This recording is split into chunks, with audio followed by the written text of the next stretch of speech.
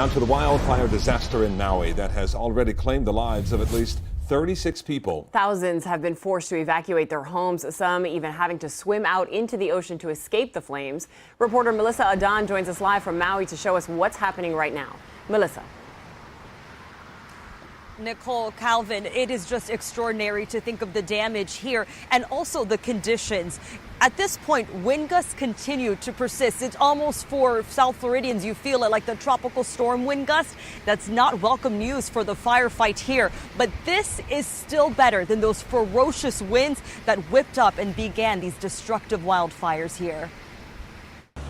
Officials on the ground saying the weather conditions are slightly improving, but the images in the air and on the ground capture the widespread devastation. What we saw looked like an area that had been bombed and burned in a war zone. It was unbelievable. The fires that tore across Maui, especially Lahaina, leaving dozens dead and nearly 300 structures destroyed. One man we spoke with says he believes his home is lost and described to us his terrifying escape. It was a huge black smoke back then,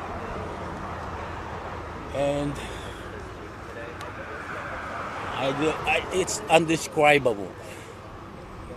It's like they say apocalyptic. Thousands trying to flee the fires left stranded at the airport, being told it might be days before they can leave. The lucky passengers who managed to make it back home describing the desperate conditions they just left in Maui and how they're just thankful to now be safe. We had power out for about 36 hours at the resort we're at.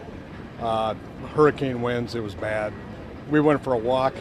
We kind of turned the corner and Lahaina was just on fire. Back on the island, the area most severely impacted, the historic town of Lahaina, once the capital of the Hawaiian kingdom and home to 12,000 people, now utterly destroyed. Driving through the town, charred trees, burned out cars, every structure reduced to rubble. The entire seafront decimated. Even the ocean didn't deter the flames. This ferry burned out.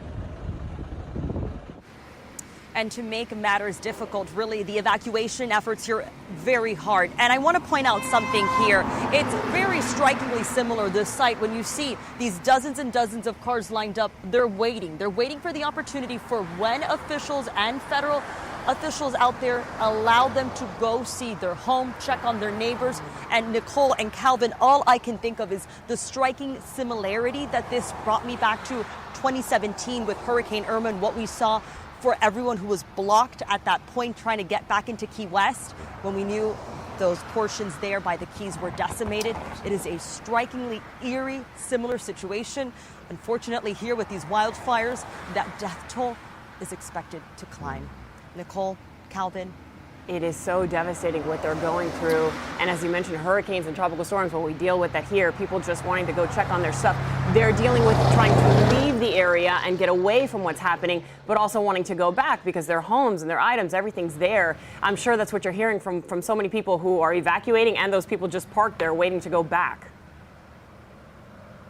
Of course, Nicole, it's so bittersweet, right? For some of them, they're like, well, we're thankful we're alive. But then they're like, what do we go back to? And so now this is really where federal aid kicks in, where the support of the governor, support from the mainland is so critical because for some people, they have nothing left. Nicole? We certainly feel for all of those people, everything that they're dealing with over there. Nice to see you, my friend Melissa Adan. Stay safe over there. Thank you.